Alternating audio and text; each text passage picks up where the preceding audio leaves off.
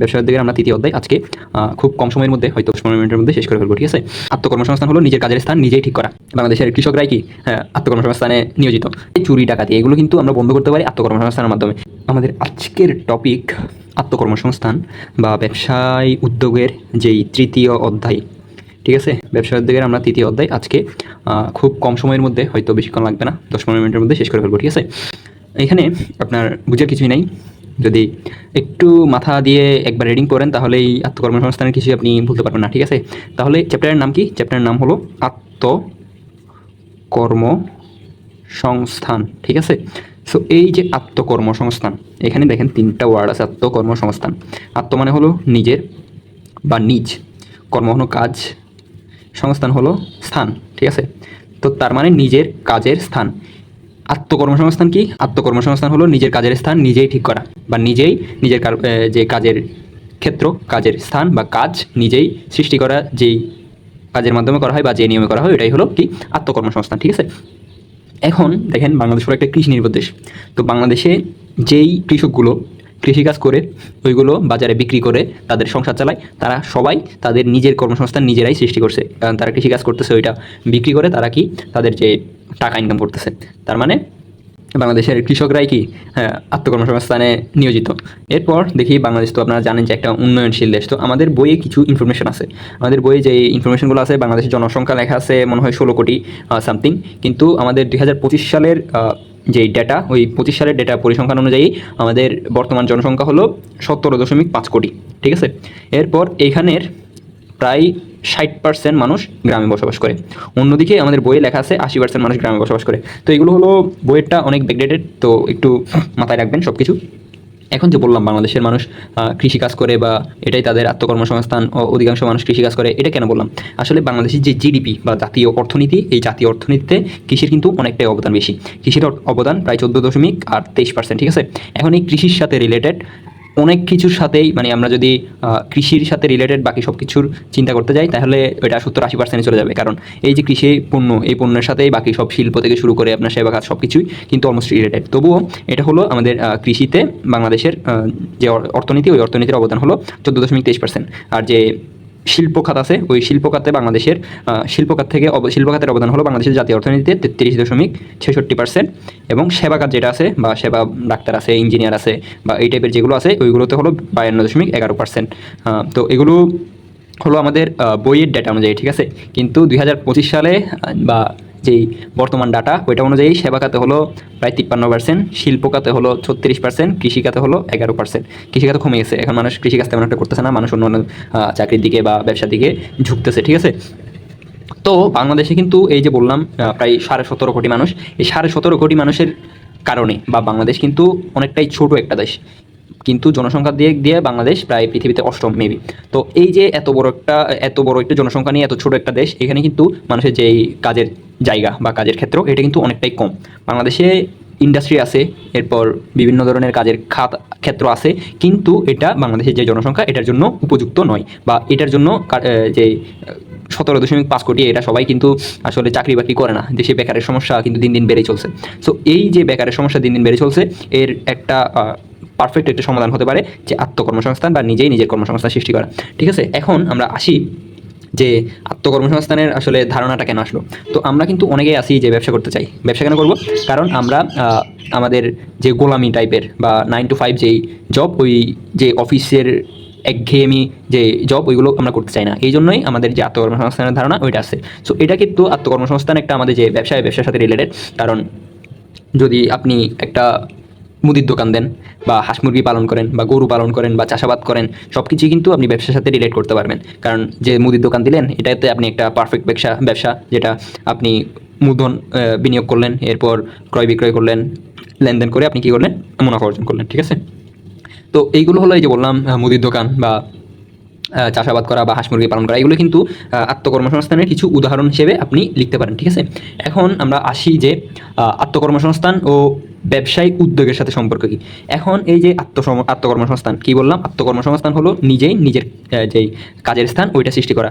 আর আমরা যে ব্যবসায়িক উদ্যোগ বলি, ওই ব্যবসা উদ্যোগ কি, ব্যবসার উদ্যোগ নেওয়া বা ব্যবসা করার পরিকল্পনা করা, বা ব্যবসা পরিকল্পনা করে ওই ব্যবসায় সংগঠন করে ওই ব্যবসা থেকে মুনাফা অর্জন করাই হলো আমাদের যে ব্যবসায়িক উদ্যোগ ওইটা। তো আপনি যদি এই যে ব্যবসার সাথে নিজের কর্মসংস্থানের একটা রিলেট করেন, তাহলে আপনি একজন উদ্যোক্তা হয়ে যেতে পারবেন, ঠিক আছে? তো এখন এখানে একটা জিনিস আছে, ইম্পর্টেন্ট জিনিস, ওটা একটু মনে রাখবেন। ওইটা হলো আমাদের যে উদ্যোক্তাগুলো আছে, যে সব উদ্যোক্তা আছে, এটা কিন্তু সবাই, মানে যত ধরনের উদ্যোক্তা আছে বা আমাদের ওয়ার্ল্ডে যত উদ্যোক্তা আছে, সবাই কিন্তু আত্মকর্মসংস্থানকারী। মানে এরা সবাই নিজের নিজের কর্মসংস্থান কী করছে, সৃষ্টি করছে।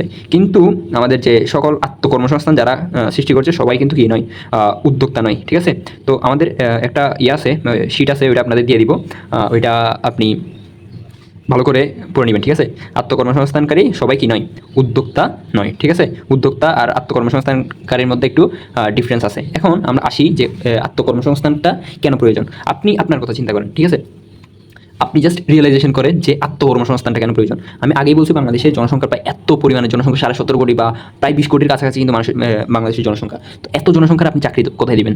এই যে চাকরি, এই চাকরির কারণে কি, চাকরির জন্য কি আমাদের কর্মসংস্থান দরকার। এরপর কি, যে আমরা বললাম যে 18 কোটি মানুষ বা 20 কোটি মানুষ এগুলো কি চাকরি পাচ্ছে না, এগুলো সবাই কি হয়ে আছে, বেকার হয়ে আছে, যেটা বাংলাদেশের জাতীয় অর্থনীতিতে কি করছে, বড় ধরনের একটা প্রভাব ফেলছে নেগেটিভভাবে। সো এই বেকার সমস্যা লাঘব করার জন্য কি করা যায়, আত্মকর্মসংস্থান করা যায়। এরপর যে বললাম বাংলাদেশের জাতীয় অর্থনীতিতে কি পড়তেছে, প্রভাব পড়তেছে, ওইটা লাঘব করার জন্য বা বাংলাদেশের যে জাতীয় অর্থনীতি ওইটার একটা ভালো পর্যায়ে নিয়ে আসার জন্য আমাদের যে আত্মকর্মসংস্থান এটা প্রয়োজন, ঠিক আছে? জাতীয় অর্থনীতিতে অবদান রাখার জন্য কি আমাদের যে আত্মকর্মসংস্থান ওইটা প্রয়োজন। এরপর কি আছে, এরপর বাংলাদেশে কিন্তু এমন কিছু জায়গা আছে যেখানে মানুষ যাইতেই পারে না, এখানে চুরি, এরপর ডাকাতি বা রাহাজানি, এরপর আমাদের যে ছিনতাই, এগুলো হতেই থাকে, ঠিক আছে? তো এই যে চুরি ডাকাতি, এগুলো কিন্তু আমরা বন্ধ করতে পারি আত্মকর্মসংস্থানের মাধ্যমে। আসলে মানুষ চুরি ডাকাতি কেন করে? চুরি ডাকাতি করে কিন্তু এদের পেট ভরার জন্য বা খাওয়ার জন্য, মানুষ বেঁচে থাকার জন্য কিন্তু এই চুরি ডাকাতিটা তারা পেশা হিসেবে বেছে নিছে, ঠিক আছে?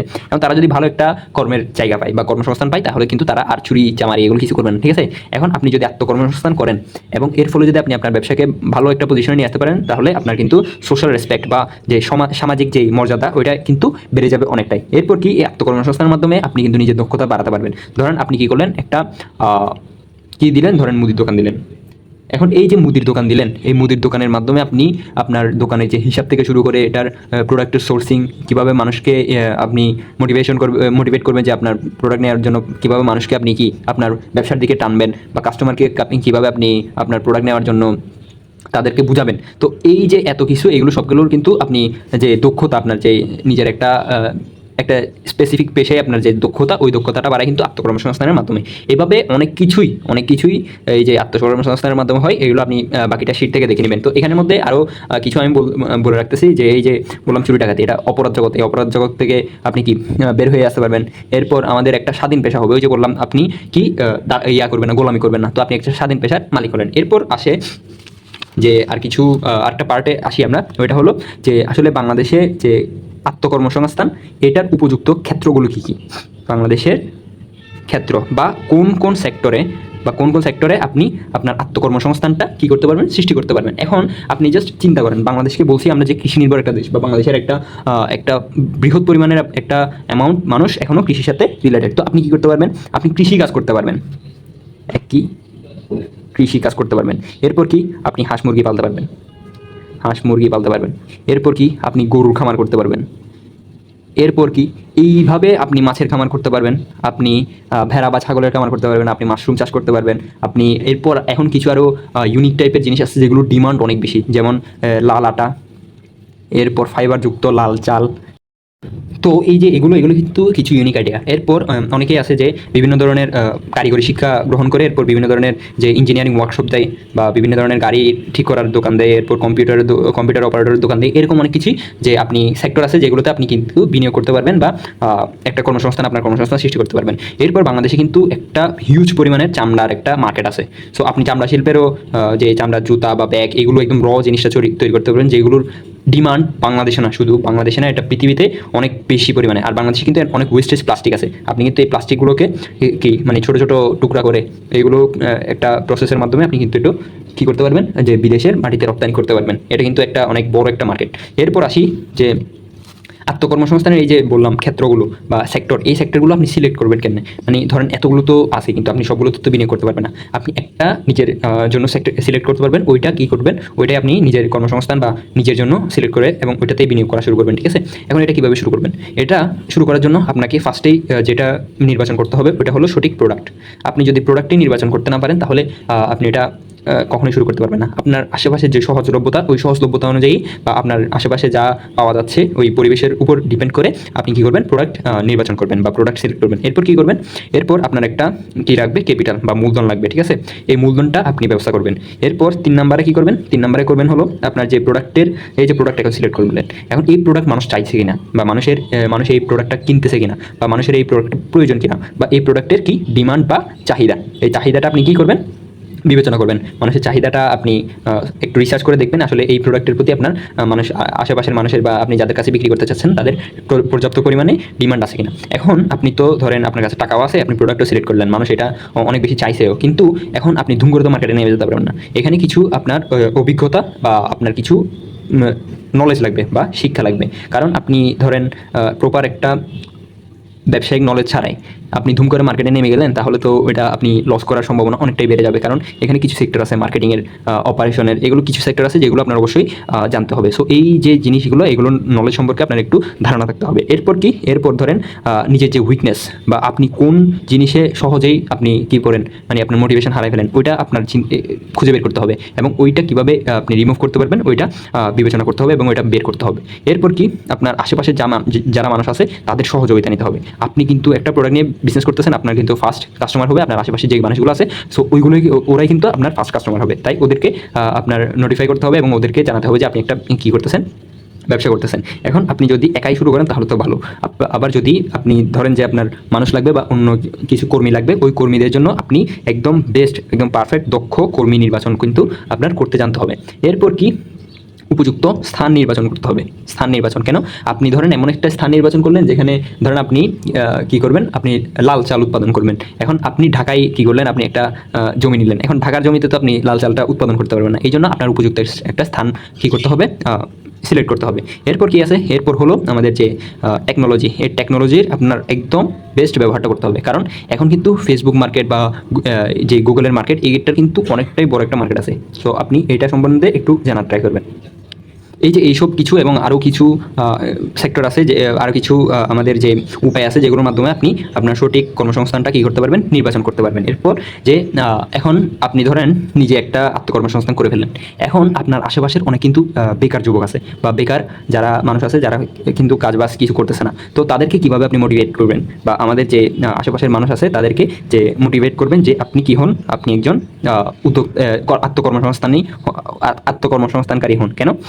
কেন করবেন, ওই কেনর যে আনসার, আমি কেন আত্মকর্মসংস্থান সৃষ্টি করব বা আমি কেন আত্মকর্মসংস্থানকারী হব, এটা আপনি বুঝাবেন আপনার কাকে, আপনার আশেপাশের যে মানুষগুলো আছে তাদেরকে। এখন কিভাবে বুঝাবেন, এখন এটাতে আসি যে আপনি ফার্স্টেই আমাদের কিন্তু কানে একটা কথা আসে, ওইটা হলো আমরা জানি যে কোনো পেশায় কিন্তু ছোট নেই। আপনার এইটা আগে আপনার যে আশেপাশের মানুষ বা আপনার নিজের ভিতর একটা ধারণা নিতে হবে যে কোনো পেশায় কিন্তু ছোট নয়, ঠিক আছে? এখন কোনো পেশায় বা কোনো কাজই কিন্তু ছোট নয়, এটা আপনি আপনার মাথায় একদম গেঁথে ফেলবেন বা যাদেরকে বোঝাচ্ছেন তাদের একদম মাথায় গেঁথে ফেলবেন। এরপর কি, যে মানুষকে শিক্ষা দেওয়া, যে একটা সেক্টর আছে বা আমাদের আশেপাশে যেই জিনিসটা নিয়ে আমরা আত্মকর্মসংস্থান সৃষ্টি করতে পারবো বা আমরা ব্যবসা করতে পারবো, ওইটা নিয়ে আপনি মানুষকে নলেজ দিবেন। এরপর কি, আপনি যে ধরেন একজন সফল আত্মকর্মসংস্থানকারী বা আপনি একটা ভালো ব্যবসা করছেন বা একটা কর্মসংস্থান সৃষ্টি করছেন যেখানে আপনি আপনার সফলতা পাইছেন। সো এইটার অভিজ্ঞতা আপনি মানুষকে জানাবেন যে আমি সাকসেস হয়েছি, আপনারাও সাকসেস হতে পারবেন। তাহলে অভিজ্ঞতা কী করবেন, শেয়ার করবেন।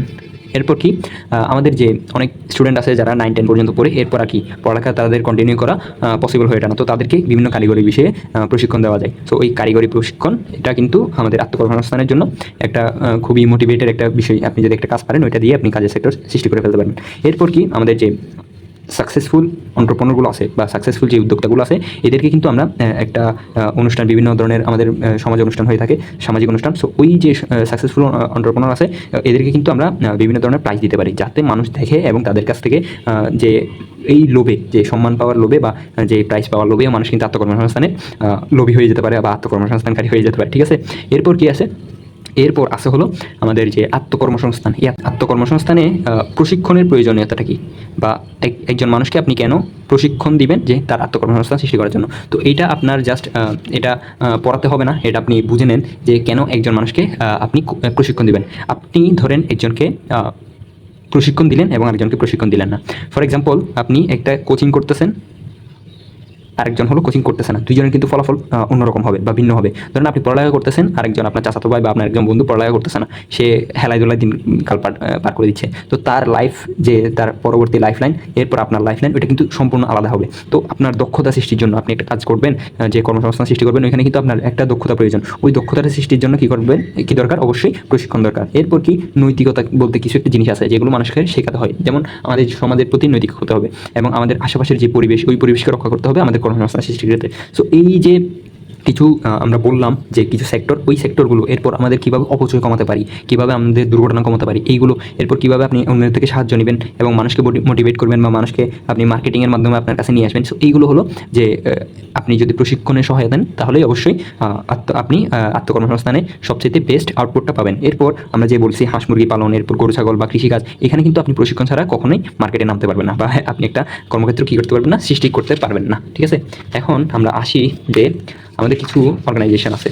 ঠিক আছে, সো ওই অর্গানাইজেশনগুলো আমাদের কি করে, আমাদের প্রশিক্ষণ প্রদান করে। তো ওই যে অর্গানাইজেশনগুলো আছে ওইগুলো সম্বন্ধে এখন আমরা অল্প কিছু জিনিস জানার ট্রাই করবো আর কি।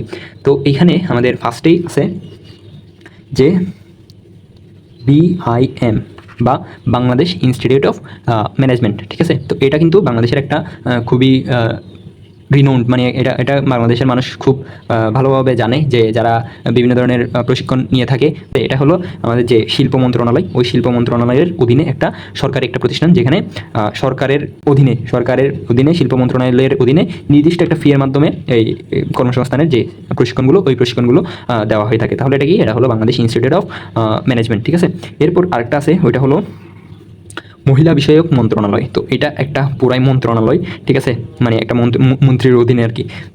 এটা কি, মহিলা বিষয়ক মন্ত্রণালয়। তো এইটাতে কি হয়, এটাতে হয় হলো আমাদের যে দুস্থ বা যে মহিলাগুলো যাদের কর্মসংস্থানের সুযোগ নাই বা যারা দরিদ্র বা যাদের অনেক সময় দেখা যায় যে বিধবা মহিলা, তো এদের কিন্তু কর্মসংস্থানের একটা প্রয়োজন আছে। বা এরা কীভাবে জীবনযাপন করবে যদি এদের কোনো গার্জিয়ানে না থাকে বা এদের কোনো আয়ের সেক্টরে না থাকে। তো এদেরকে যে কর্মসংস্থান সৃষ্টি করে দেওয়ার জন্য যে প্রশিক্ষণগুলো দেওয়া হয়, এটা কিন্তু মহিলা বিষয়ক মন্ত্রণালয় থেকে মোটামুটি একটা হেল্প করা হয়। ঠিক আছে, এরপর আরেকটা আছে যেটা বাংলাদেশের একদম 64টি জেলায় খুব ভালোভাবে মানুষ চিনে, ওইটা হলো আমাদের যে BRDB। তো এটা হলো পল্লী উন্নয়ন বোর্ড। পল্লী উন্নয়ন মানে বাংলাদেশের যে গ্রামের অঞ্চলগুলো আছে, গ্রাম অঞ্চলগুলো আছে, ওইখানে যে দুস্থ বা যে গরিব ভূমিহীন যে মানুষগুলো আছে, এখানে নারী পুরুষ উভয়ে, তো ওদেরকে আত্মকর্মসংস্থান সৃষ্টির জন্য এরা প্রশিক্ষণ দিয়ে থাকে বিভিন্ন ধরনের। তো দেশের প্রায় প্রত্যেকটা জেলা এবং প্রায় সকল উপজেলায়, কিছু হয়তো কয়েকটা উপজেলায় না থাকতে পারে, কিন্তু প্রায় প্রত্যেকটা উপজেলায় আমাদের যে বাংলাদেশ পল্লী উন্নয়ন বোর্ড, এটা কিন্তু আছে, যারা বাংলাদেশের যে বিভিন্ন মানুষগুলো তাদেরকে প্রশিক্ষণ দিয়ে থাকে। এরপর আছে হলো গ্রামীণ কিছু মহিলাদের কর্মসংস্থানের প্রকল্প আছে, বা কিছু সংস্থা বা এই যে পল্লী গ্রামের যে অঞ্চলগুলো, এখানে কিছু মানুষের উদ্যোগে কিছু গ্রামের মহিলাদের কর্মসংস্থানের প্রকল্প নেওয়া হয়, বা কিছু প্রজেক্টের মাধ্যমে যে বিভিন্ন ধরনের প্রশিক্ষণ দেওয়া হয় মহিলাদেরকে, তাদেরকে এমনকি এইখানে ঋণও দেওয়া হয়। তো এটা হলো আমাদের যে গ্রামীণ মহিলা প্রকল্প, এই টাইপের কিছু সেক্টর আছে বা কিছু অর্গানাইজেশন আছে, যারা কিন্তু আমাদের যে গ্রামের মহিলা এদেরকে কর্মসংস্থানের প্রশিক্ষণ দিয়ে থাকে। এরপর কি আছে, এরপর হলো ইয়ুথ ট্রেনিং সেন্টার। তো এইটার সাথে আমাদের যে যুবকগুলো আছে, বা আপনি যদি কোনো ভিডিও দেখেন যেখানে কোনো একটা যুবক হাঁস মুরগির খামার করতেছে বা কোনো একটা সেক্টরে তারা নিজের কর্মসংস্থান সৃষ্টি করছে, বা আপনি যত ধরনের দেখেন ইউটিউবের যে সাকসেস স্টোরিগুলো দেখবেন, তো বিশেষ করে কৃষিক্ষেত্রে তারা কিন্তু এই যুব প্রশিক্ষণ কেন্দ্র থেকেই মানে প্রায় 80%-এর গল্পে আপনি কিন্তু দেখবেন যে যুব প্রশিক্ষণ কেন্দ্র থেকে তারা বিভিন্ন ধরনের কী নিয়েছে, প্রশিক্ষণ নিয়েছে, কুটির শিল্পের কাজ, সেলাইয়ের কাজ, বা খামার করার কাজ, কৃষিকাজ, বা কম্পিউটার চালানো, এই সব কিছু কিন্তু এই যে ইয়ুথ ট্রেনিং সেন্টার বা যুব প্রশিক্ষণ কেন্দ্র, এখান থেকে কিন্তু তারা প্রশিক্ষণ নিয়ে নিয়ে থাকে। এরপর আরেকটা আছে হলো এনজিও।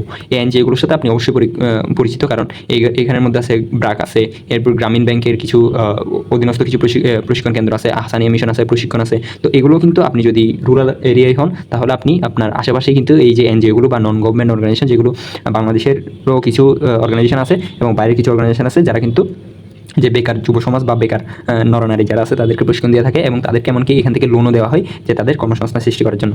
আরেকটা জিনিস আছে, ওইটা হলো নট্রামস। এই নট্রামস হলো বাংলাদেশের শিক্ষা মন্ত্রণালয়ের অধীনে, এটা শিক্ষা মন্ত্রণালয়ের অধীনে। তাহলে একটা হলো যে শিল্প মন্ত্রণালয়, আর একটা হলো শিক্ষা মন্ত্রণালয়ের অধীনে। এরাও কিন্তু বিভিন্ন ধরনের প্রশিক্ষণ দেওয়া থাকে যে আত্মকর্মসংস্থানে মানুষ উদ্বুদ্ধ হওয়ার জন্য। তো এই পর্যন্তই আজকের যে চ্যাপ্টার 3। এখানে আপনারা ভালো করে রিডিংটা পড়ে নেবেন এই চ্যাপ্টার, এরপর একটা শিট দিয়ে দিব, ওইটাও ভালো করে পড়ে নেবেন। এই পর্যন্তই, আসসালামু আলাইকুম।